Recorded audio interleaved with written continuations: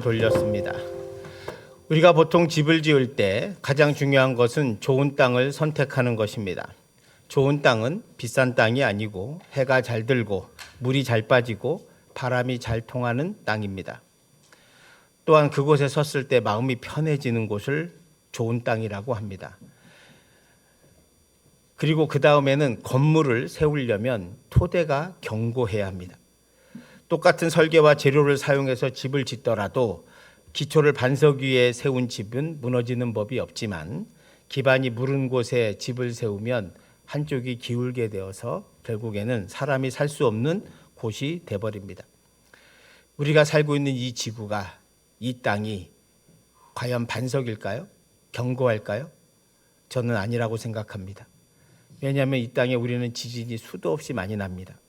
가장 큰 것만 해도 1995년 일본 고베 지진으로 5,100명이 죽었고 2023년에 트르키예 남동부 지진으로 6만 명이 사망했습니다.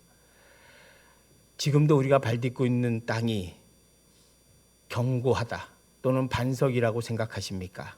아닙니다. 우리 세상은 흔들리는 세상입니다. 집뿐 아니라 우리의 신앙도 마찬가지입니다. 우리의 신앙도 반석 위에 지어야 합니다. 그런데 반석 위에 잘 세우지 못합니다. 눈에 보이는 집은 잘 지으려고 하고 인테리어도 잘하지만 실상 정말 중요한 영적인 집을 우리는 제대로 짓고 있는가 한번 되돌아봐야 합니다. 우리 안에 무너지지 않는 집, 그 성전을 제대로 잘 지으려면 오늘 어떻게 해야 하는가? 오늘 주님이 24절의 말씀을 통해서 이렇게 말씀하십니다. 그러므로 누구든지 나의 이 말을 듣고 행하는 자는 그 집을 반석 위에 지은 지혜로운 사람 같으리니 라고 말씀합니다. 이 24절부터 29절까지 말씀이 앞에 마태복음 5장, 6장, 7장에 나오는 산상수훈의 전체를 결론 짓는 말씀입니다. 그러므로라고 하는 것은 앞에 5장, 6장, 7장을 다 받는 말입니다. 그래서 5장, 6장, 7장에 주님께서 쭉 이제 산상보훈의 말씀을 하신 다음에 그러므로 누구든지 나의 이 말을 잘 듣고 행하는 자는 그 집을 반석 위에 세운 지혜로운 사람 같다라고 말씀하시는 거거든요. 그러니까 반석 위에 세운다는 것은 다른 게 아니죠. 주님의 말씀을 듣고 행하는 자가 바로 주님의 반석 위에 집을 짓는 것이다 라고 하는 것을 우리는 금방 알 수 있습니다. 근데 중요한 건 여기서 우리가 주님의 말씀을 듣고입니다. 그 말을 듣고인데 우리가 주님의 말씀을 듣고 살기보다는 세상의 말을 훨씬 더 많이 듣고 살아갑니다. 주일날 이렇게 나와서 예배드리고 묵상을 하고 예배를 드리며 말씀을 듣지만 사실은 또 세상에 나가면 우리는 너무나 많은 말들과 너무나 많은 뉴스를 우리는 보고 살아갑니다. 여러분, 오늘 세상에서 들리는 말을 제가 한마디로 요약하면 이겁니다. 뭐냐면 포스트 모던한 세상 속에서 살아가는 그 사람들에게 오늘 우리 이 지구를 지배하는 가장 핵심적인 단어 한마디를 말한다면 이거예요. 내 인생의 선장은 나다. 이 내 인생의 선장은 나다라는 게 뭐냐면 포스트 모더니즘 구호거든요. 현대인의 구호예요. 내 인생은, 내 선장은 하나님이나 다른 것이 아니라 나야. 내 맘대로 살고 내 뜻대로 사는 거야. 내가 원하는 삶을 사는 거야. 이게 오늘날 현대에서 들려지는 말입니다. 이런 세상에서 우리가 살아가면서 하나님의 말씀을 듣고 살아간다는 것은 결코 쉬운 일이 아닙니다. 그 말을 들어도 그 말을 따르기에 주저하고 겁을 내기도 합니다. 주님은 24절에 말씀을 하시고 25절, 26절에서 왜 우리가 반석 위에 세운 집이 중요한가를 비유로 말씀해 주세요. 25절, 26절, 27절의 말씀을 한 절씩 교독하겠습니다. 비가 내리고 창수가 나고 바람이 불어 그 집에 부딪히되 무너지지 아니하나니 이는 주추를 반석 위에 놓은 까닭이요.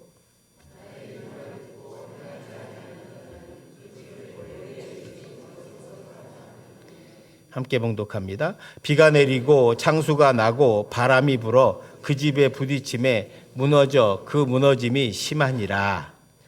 지금 비유로 주님께서 말씀하시는 것은 우리가 집을 잘 지어야 하는, 반석 위에 지어야 하는 것은 창수가 나고 바람이 날 때가 있다는 것입니다. 여기서 집은 신앙생활이고 비는 하나님의 심판입니다. 우리가 신앙생활을 잘하여 하나님 심판을 견디려면 예수님 말씀대로 살아가야 한다는 뜻이겠죠. 말씀에 순종하지 않는 삶은 모래 위에 짓는 집과 같다는 거예요. 교회사를 보면 늘 교회가 위기가 올 때 많은 믿음의 사람들이 하나님의 말씀으로 돌아가자고 합니다. 종교개혁도 하나님의 말씀으로 돌아가자는 운동이었거든요. 초대교회도 마찬가지였습니다. 초대교회가 첫 번째 위기를 맞이한 것이 3세기입니다. 3세기에 초대교회가 조그만 소그룹이었는데 어느 날 갑자기 로마가 기독교를 국교로 하기 시작하면서 갑자기 로마의 모든 도시에 교회가 세워지게 생겼어요. 그전에는 지하교회에서 몰래 숨어서 했는데 이제는 당당하게 교회 건물을 크게 짓고 모든 도시마다 성당이 생겼습니다. 그러자 로마 가톨릭의 교황이나 많은 추기경이나 이런 신부들이 권력이 생겼고 돈이 생겼습니다. 그래서 타락하기 시작하게 되죠. 그것을 보고 4세기에 많은 믿음의 사람들이 교회가 말씀으로 돌아가야 한다고 생각하고 사막에 가서 또는 광야에 가서 하나님 말씀을 들으려고 먹는 것도 줄이고 그렇게 절제하면서 하나님 말씀을 들으려고 했고 그리고 그들이 하나님 말씀을 선포했을 때 많은 성도들이 그 말을 따랐습니다. 그래서 사실은 4세기에 사막에 교부들이 생겼고 그 후에 성당 대신 성당이 있지만 또 수도원이라고 하는 것이 생긴 이유가 바로 거기에 있습니다. 수도원은 하나님의 말씀을 지키기 위해서 돌아가기 위해서 세웠던 것이죠. 종교개혁도 마찬가지입니다. 종교개혁의 구호가 뭡니까? 하나님의 말씀으로 돌아가자는 거예요. 여러분 오늘 우리가 교회의 위기라고 한다면 이 세상의 위기라고 한다면 우리는 뭘 해야 되느냐? 먼저 하나님 말씀으로 돌아가야 합니다. 하나님 말씀 위에 우리의 집을 다시 지어야 합니다.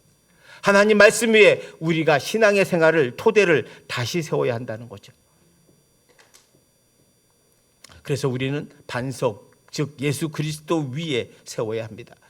근데 그 예수 그리스도 터 위에 반석 위에 세운다는 것을 좀 더 구체적으로 말하면 21절을 한번 보시기 바랍니다. 21절의 말씀 같이 봉독합니다. 나더러 주여 주여 하는 자마다 다 천국에 들어갈 것이 아니요 다만 하늘에 계신 내 아버지의 뜻대로 행하는 자라야 들어가리라. 아멘. 흔들리지 않는 반석은 바로 말씀대로 행하는 것이라고 말씀합니다. 주여 주여 입만 가지고 해서는 안 된다는 거예요. 그래서 25절 같은 데 보시면 사람들이 22절에 그날에 많은 사람이 나더러 이르되 주여 주여 우리가 주의 이름으로 선지자 노릇하며 주의 이름으로 귀신을 쫓아내며 주의 이름으로 많은 권능을 행하지 아니하였나이까? 라고 질문한다는 거예요. 내가 주님을 위해서 열심히 일했고 봉사했는데 왜 그러십니까? 그런데 주님께서 불법을 행하는 자는 떠나가라고 말씀합니다. 왜요? 그런 행위가 하나님 보시기에 합당하지 않다는 거죠. 왜? 말씀에 기반하지 않고서는. 하나님 말씀을 실천하지 않으면서 하는 모든 행위는 다 가짜라는 거예요, 여러분. 여러분 다윗의 인생을 한번 보시기 바랍니다. 다윗은 사울 때문에 골리앗 죽이고 승승장구할 때는 좋았어요. 왕의 사위까지 되는 축복을 경험했습니다. 그런데 사울에게 미움받아서 그때부터 10년 동안 쫓겨다니는 인생을 살았습니다. 그의 인생은 늘 풍전등화와 같은 인생을 살았습니다. 그는 고통 속에서 하나님을 의지했습니다. 기도했습니다. 하나님 뜻대로 살려고 애썼습니다. 그런데도 불구하고 사울은 다윗을 죽이려고 끊임없이 쫓아다녔습니다. 사무엘상 24장에 다윗과 일행이 동굴에 들어가 있을 때 사울이 잠을 자기 위해 같은 굴에 들어왔습니다. 그를 죽일 수 있는 천재 이루가 왔습니다. 부하들이 죽이자고 말합니다. 두목 죽여버립시다. 이제 끝납니다. 우리 고통은 끝났습니다. 여기서 하나님께서 사울을 죽이라고 이곳에 보내고 사울이 지금 여기서 자고 있습니다. 라고 했을 때 다윗이 그러면 안 된다고 말하고 사울의 겉옷자락만 가만히 베서 나옵니다. 겉옷자락을 벤다는 것은 내가 당신을 죽일 수 있음에도 불구하고 안 죽였다는 걸 보여주기 위함입니다. 그리고 다시 도망자의 삶을 또 갑니다. 죽을 위기를 몇 번 경험하죠. 사무엘상 26장에서 다윗이 하일라 산에 숨었는데 사울이 군사 3천을 데리고 쫓아옵니다. 그리고 밤에 자는 중에 다윗과 그의 부하가 사울의 방에 들어갑니다. 사울이 자고 있습니다. 그때 부하들이 또 말합니다. 장군, 이제 기회가 왔습니다. 죽이십시오. 죽이면 끝납니다. 이제 더 이상 도망자의 삶을 살 필요도 없고 당신이 왕이 될 수도 있습니다. 그러니 이제 죽입시다 라고 했을 때 다윗은 안 된다고 말하면서 창과 물병만 가지고 나옵니다. 여러분, 다윗이 왜 자신을 그렇게 죽이려고 쫓아다니는 사울을 죽을 기회를 2번이나 만났으면서도 죽이지 않았을까? 바로 하나님의 뜻이 있기 때문이었습니다. 주위에 다윗의 부하들은 속으로 다윗이 바보처럼 보였을 겁니다. 아유, 저 바보는 기회를 줘도 못하네. 가서 그냥 찌르면 다 끝나는 것을. 아니, 사울은 당신을 죽이려고 그렇게 쫓아다니고 죽이려고 하는데, 현상금도 걸었는데 당신은 그렇게 쫓겨다니면서 죽일 기회를 2번이나 만났으면서 죽이지 않는 이유가 뭐냐라고 부하들은 의심하고 그리고 항변했을지도 모릅니다. 근데 다윗이 뭐라고 대답하냐면, 하나님의 기름 부어 세운 종을 내가 죽일 수 없다는 거예요.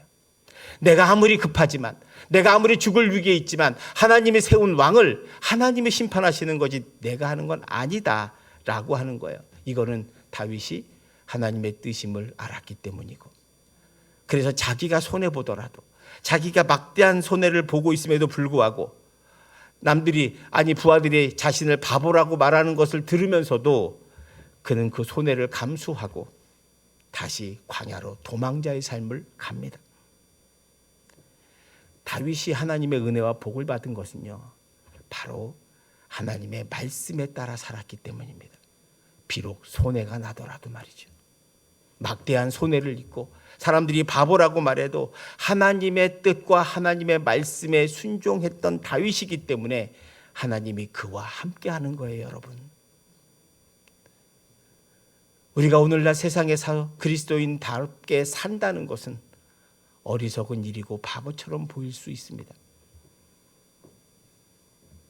요즘 어떤 분이 그러더라고요. 주식 안 하는 분이 없고 코인도 하고 뭐 돈 버는 길, 뭐 땅값이 얼마인지 다 알아봐야 한다고. 저는 다른 건 몰라도 그건 다 무지합니다. 코인이 뭔지도 아직도 저는 이해할 수가 없고 주식이 뭔지도 아직 한 번도 해보지 못해 모릅니다. 그러나 중요한 것은 압니다. 인생의 본질이 뭔지는 압니다.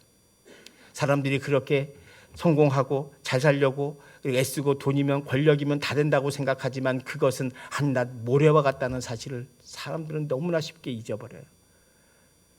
그거는 반석이 아닙니다. 모래 위에 서 있는 것뿐입니다. 다윗이 그렇게 손해보고 살았던 이유는 하나님 말씀, 하나님의 뜻이 그랬기 때문이죠. 다윗은 한평생 고통 속에 살았지만 하나님의 은혜로 복을 받았습니다. 그는 시편 18편 1절 3절에 이렇게 고백합니다. 나의 힘이신 여호와여, 내가 주를 사랑하나이다. 여호와는 나의 반석이시요 나의 요새시요 나를 건지시는 이시요 나의 하나님이시요 내가 그 안에 피할 나의 바위시요 나의 방패시요 나의 구원의 뿌리시요 나의 산성이시로다. 내가 찬송받으실 여호와께 아뢰리니 내 원수들에게서 구원을 얻으리로다. 이게 자신의 삶의 고백이에요. 내가 죽을 위기에 있을 때마다 하나님이 나를 건져주셨어요. 나를 피할 바위가 되어주셨어요. 나를 산성되어서 지켜주셨어요. 하나님이 나의 방패가 되어주셔서 막아주셨어요. 그걸 내가 경험했어요. 왜? 하나님의 말씀대로 살았기 때문에.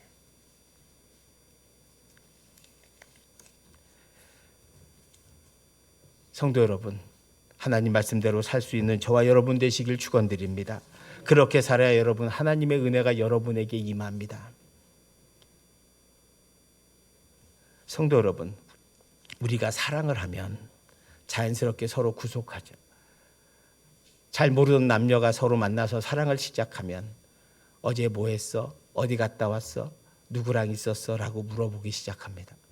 좀 더 지나면 이제 둘만의 시간을 갖기 위해서 많은 것들을 손해봐야 되고 할애도 해야 되고 시간도 빼야 하죠. 친구도 자주 만나다 이제 못 만나게 됩니다. 왜?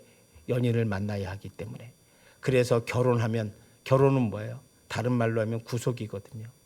결혼은 서로 구속하겠다는 거예요. 기꺼이 내가 사랑하는 사람과 함께 당신에게 구속당하겠다. 내가 당신과 구속당하겠다라고 약속하는 거예요. 여러분, 예수님을 우리가 믿는다는 건 예수님께 구속당하는 거예요. 예수님의 사랑을 내가 받았기 때문에 그 사랑받은 저와 여러분들이 예수님께 서로 구속당하겠다는 거예요. 주님의 말씀대로 산다는 건 다른 게 아니에요. 내가 주님을 사랑하고 주님이 나에게 주신 은혜와 사랑을 알기 때문에 내가 기꺼이 주님에게 구속당하겠다는 약속인 겁니다. 우리가 흔히 신약 용어로 구속이란 단어 있잖아요. 예수님이 우리를 구속해 주셨다. 그 말이 바로 그 뜻입니다. 우리는 기쁨으로, 감사로 주님께 구속되어야 합니다. 그러려면 주님의 뜻대로 살아야 하는 거죠. 우리에게 하나님께서 반석 위에 집을 지으라고 하는 이유가 있습니다.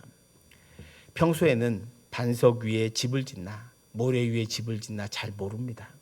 그런데 어려움을 당하면 엄청난 차이가 난다는 것을 발견하게 되죠.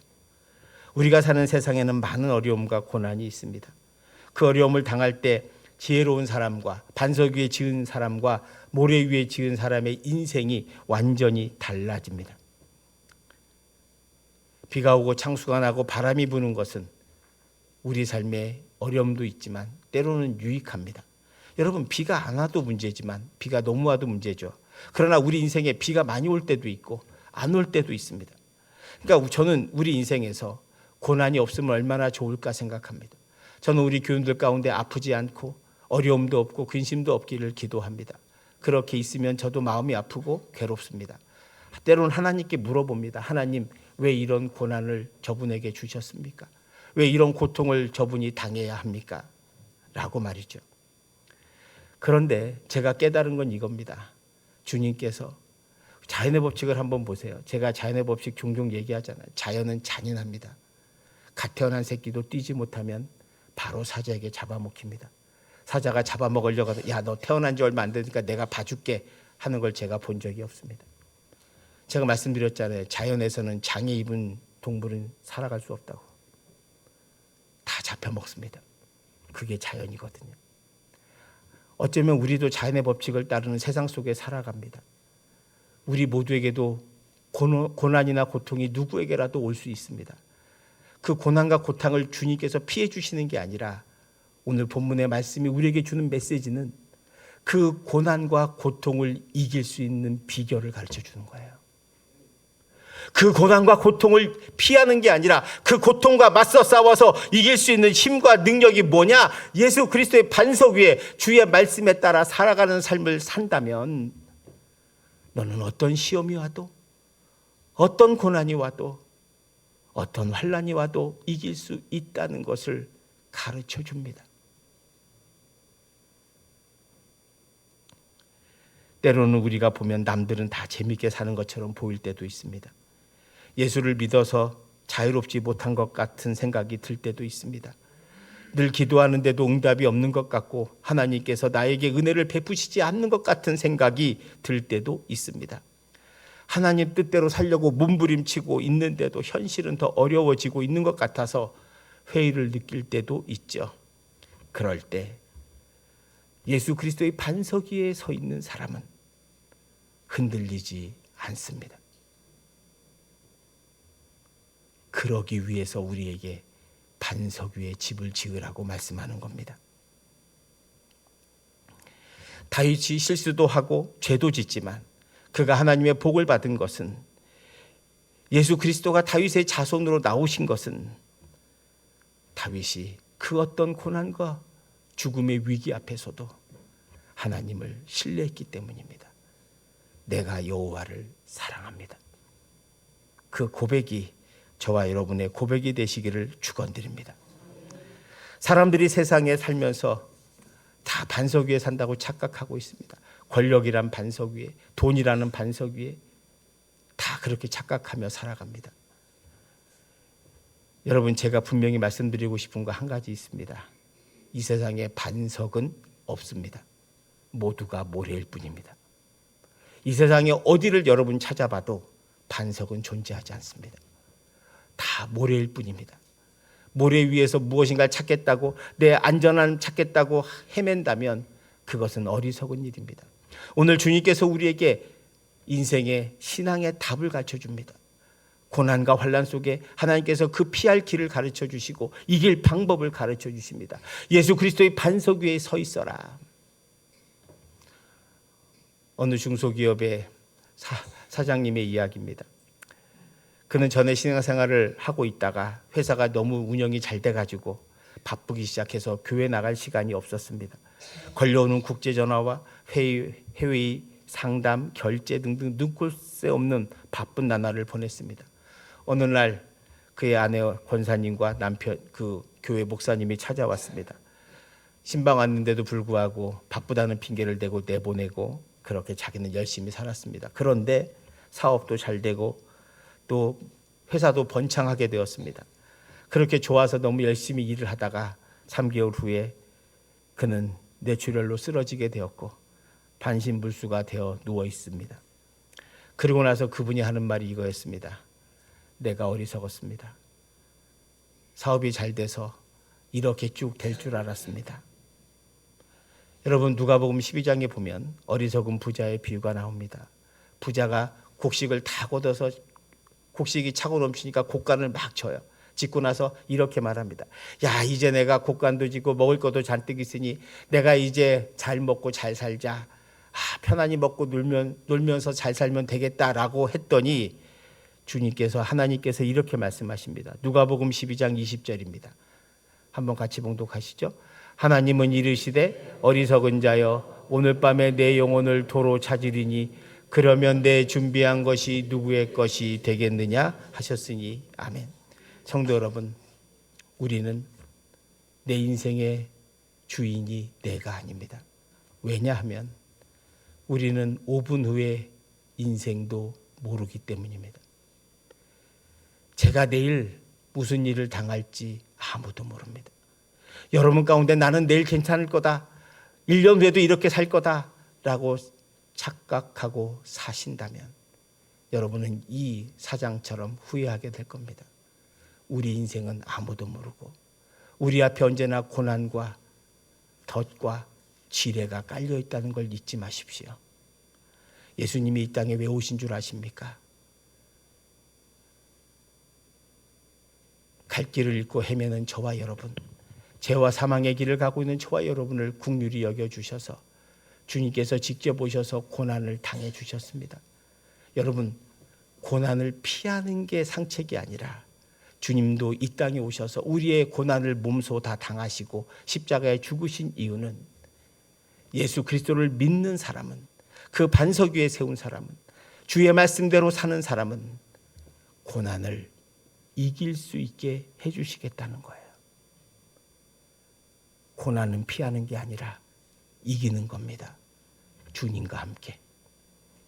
그래서 우리 모두가 예수 그리스도의 반석 위에 세우시면 주님께서 주시는 은혜와 평화가 여러분에게 있게 될 줄 믿습니다.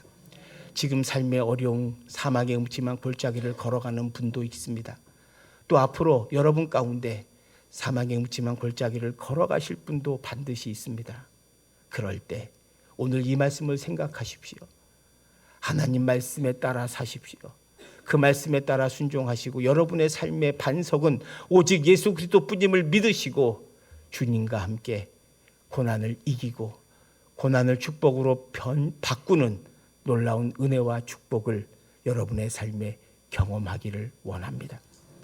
주님은 이 땅에 그러기 위해서, 우리를 구원하시기 위해서, 우리를 고통의 눈물 속에서 해방시켜 주시기 위해서 우리와 함께 계시고 우리와 함께 고통당하시고 우리 옆에 계십니다.